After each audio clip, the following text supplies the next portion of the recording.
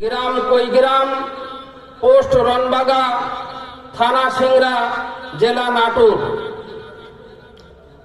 হাফেজ মোহাম্মদ রিফাত হোসেন, পিতা মোহাম্মদ সোহেল রানা, গ্রাম দাসগ্রাম, পোস্ট ও থানা নন্দীগ্রাম, জেলা বগুড়া।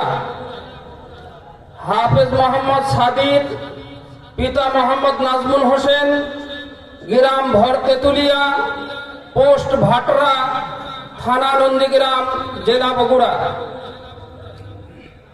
হাফেজ মোহাম্মদ আব্দুল হান্নান, পিতা মৃত আব্দুল মুমিন, গ্রাম গোসন, পোস্ট ও থানা নন্দীগ্রাম, জেলা বগুড়া।